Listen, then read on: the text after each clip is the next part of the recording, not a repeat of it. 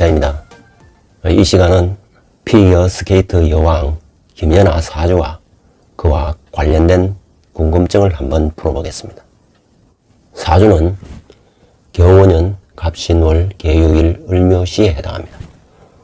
출생시는 저 나름대로 삶의 궤적을 통하여 추정한 것입니다.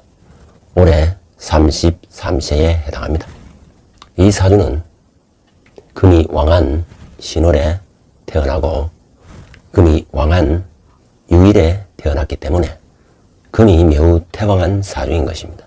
사주에 금이 이처럼 태왕하면은 금의 대척점에 있는 목이 이 사주에 가장 필요로 하는 용신이 되는 것입니다.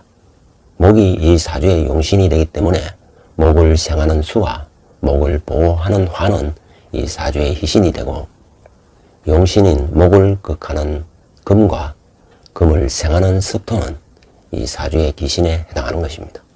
따라서 울로가 목화운으로 흘러주면 대발을 하는 것이고, 금토운으로 흘러주면 어려움에 처해지는 것입니다.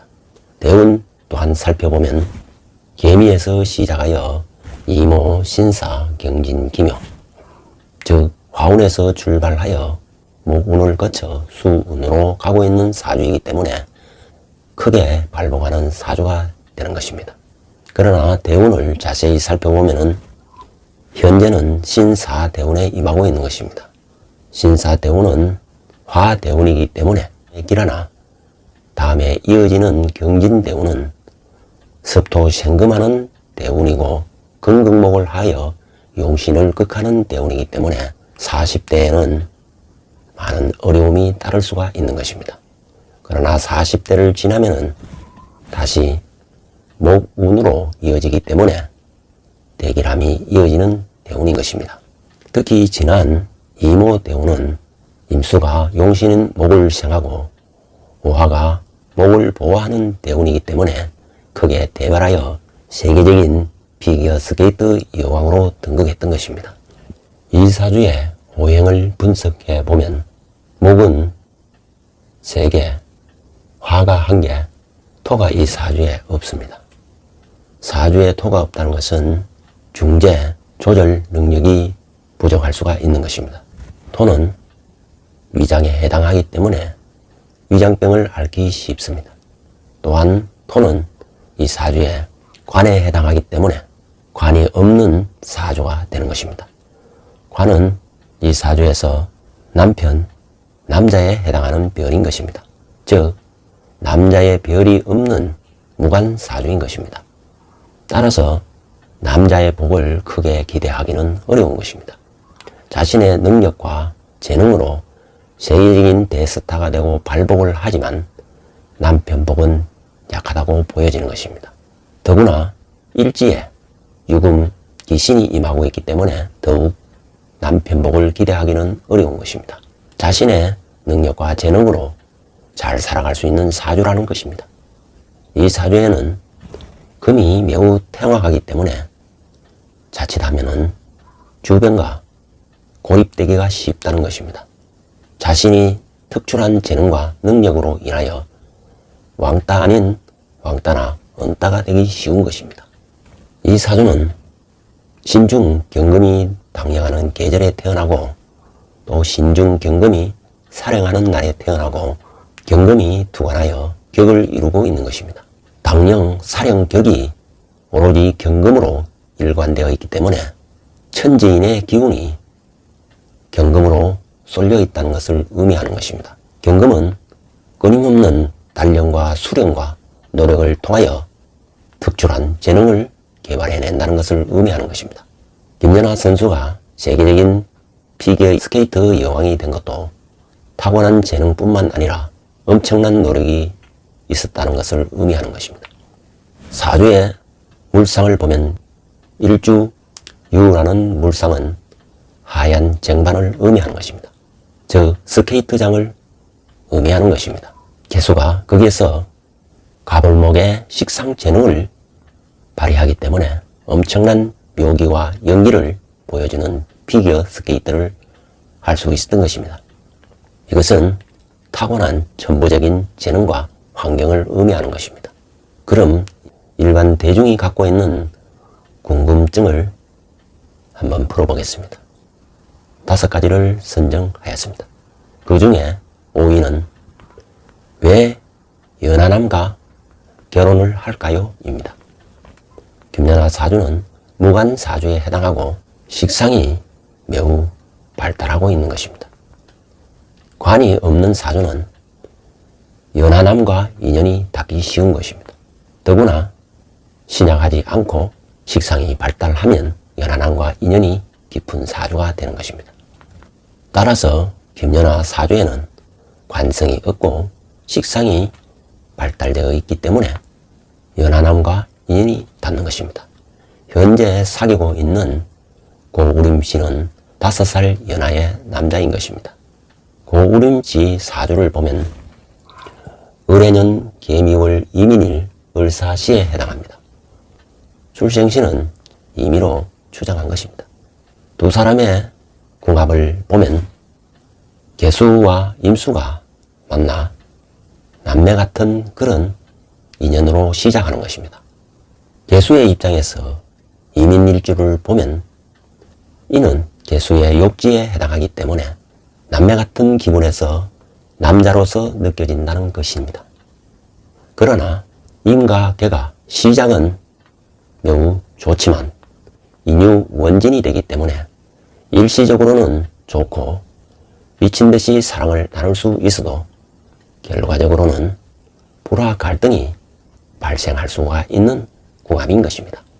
이것은 대운에서도 언급했듯이 다가오는 경진대운 40대 대운에서 기신인 금이 들어오기 때문에 갈등설, 불화설을 암시하고 있는 것입니다. 그러나 현재는 두 사람의 관계가 매우 좋기 때문에 충분히 결혼을 할 것으로 보여지는 것입니다.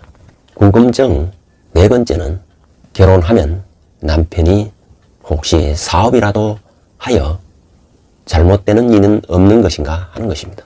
우선 고우림 씨는 현재 성악가입니다. 이 사주는 미월에 임수로 태어났기 때문에 신약한 사주인 것입니다. 수가 약하기 때문에 금을 절실히 필요로 하는 것입니다. 따라서 금이 많은 김연아 씨와는 좋은 궁합에 해당하는 것입니다. 이처럼 신약한 사주는 사업을 하기가 어려운 것입니다. 설령 사업을 하더라도 크게 하기가 어렵고 대성하기가 어려운 것입니다. 궁금증 3위는 김연아 씨는 오랫동안 장수를 할 것인가 하는 것입니다. 왜냐하면 김연아 씨는 모든 것을 갖추었고 충분한 자기 재능을 갖추고 있기 때문에 김연아 씨의 수명에 관심이 많은 것으로 보여지는 것입니다. 김연아 씨 사주는 앞에서 언급했듯이 대운의 울로가 받쳐주고 크게 스트레스를 받지 않는 사주인 것입니다. 그렇기 때문에 장수하는 사주라고 할 수 있는 것입니다. 궁금증 2위는 김연아와 고우림은 궁합은 좋은가 하는 것입니다. 그리고 결혼 후에 이별수는 없는가 하는 것입니다. 김연아는 40대에 이별수를 예상을 할 수가 있습니다. 고우림 씨 사주 또한 무인대운에 이르면 이별수에 걸려들기가 쉬운 것입니다.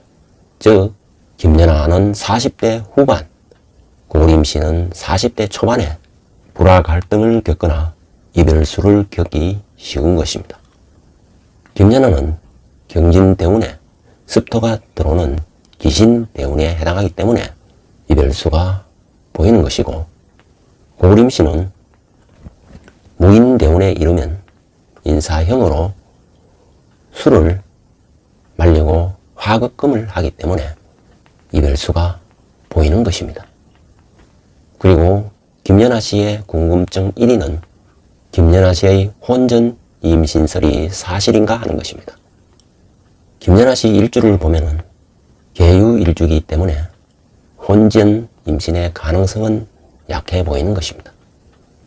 계유 일주는 을묘시와 묘유충을 하고 있기 때문에 임신이 쉽지 않음을 의미하는 것입니다. 이 고림시 일주를 보면은 정관 정제가 임하고 있으면 확률이 매우 높지만 편관 편제가 임하고 있기 때문에 다소 약해 보이는 것입니다. 고림시는 현재 28세에 해당하는 것입니다. 대운은 경진대운에 임하고 있는 것입니다. 경진대운의 진과 원국의 이민일주는 인진상노가 크게 대길하게 작용하기 때문에 경진대운에서 돈의 그릇이 매우 커진다는 것입니다. 즉 이것은 돈이 많은 배우자를 만나게 됨을 암시하는 것입니다. 또한 고림씨는 미월에 태어났기 때문에 경금을 만나면은 크게 인복을 누릴 수가 있는 것이고 신금을 만나면은 큰 재물복을 누릴 수가 있는 것입니다. 고림씨가 김연아를 만나게 된 것은 경진대운이기 때문에 가능한 것입니다.